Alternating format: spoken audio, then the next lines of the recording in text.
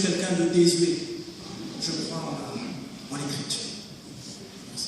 Que vous dire. Bon, donc, j'ai écrit une lettre et cette lettre, je voudrais vous la lire ce soir. Très cher Monsieur Albert Camus, on guillotine toujours à loisir quelque part. C'est ce qui me pousse à vous écrire. Je fus comme vous et je vous cite, placé à mi-distance de la misère et du soleil. Je ne peux donc résister à la tentation de vous raconter notre époque, qui est à la fois semblable et tellement différente de la vôtre, ce qui n'est pas le moindre de ces paradoxes. Nous ne sommes pas seulement la rue parce que les trottoirs, les tours et les cages d'escalier portent encore l'empreinte de nos baskets blanches. Évidemment, nous sommes plus que ça. Mais j'aurai tout le temps de m'en expliquer et de connecter ma parcelle d'humanité au cœur de toutes les bonnes âmes qui nous voudront bien écouter. Pour notre part, le monde n'est pas un accident et sans faire le rappel constant est un acte sacré pour nous autres fous qui avons décidé de fouler le chemin du dedans.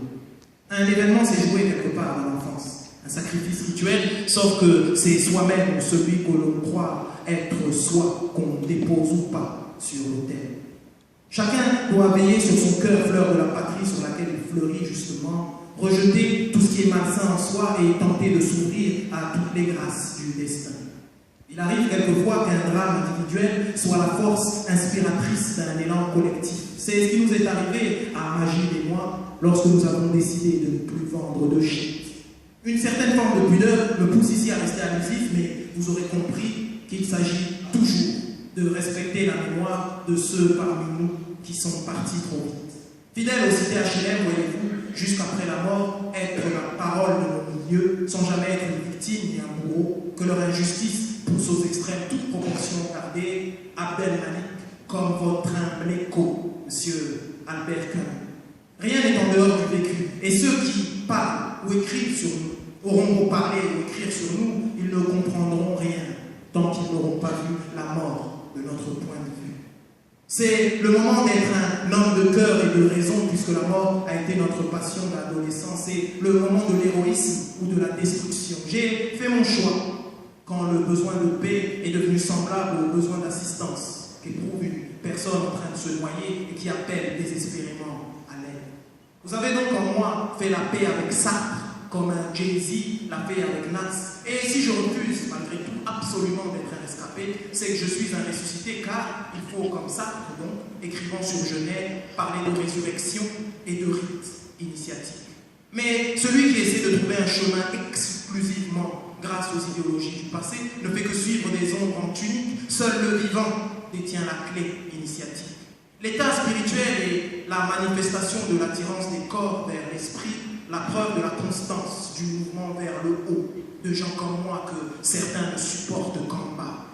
Ce n'est pas qu'une question d'égalité ou de droit, c'est une question de vie ou de mort, sur des êtres qui, s'ils sont exécutés, n'auront pas nécessairement conscience de leur mal et continueront à subir de plus belle, accepteront de s'enfoncer dans cet élan mortifère, convaincus d'être vivants, parce que toujours s'érigeant contre l'autre et finalement contre soi.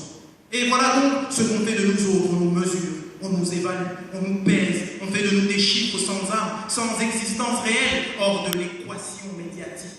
C'est le paradoxe de celui qui est censé nous secourir alors qu'il ne peut se sauver lui-même. C'est le ridicule de celui qui a la clé et qui s'est pourtant enfermé lui-même. Mais l'ouverture et le dévoilement soudain de la réalité, et donc la fin de l'illusion, c'est comme une boule de neige qu'on aurait jetée dans l'océan. L'ego n'a qu'une existence éphémère et illusoire si on le considère en lui-même coupé de son origine. De même, le peuple hétéroclite s'harmonise une fois réinventé le collectif.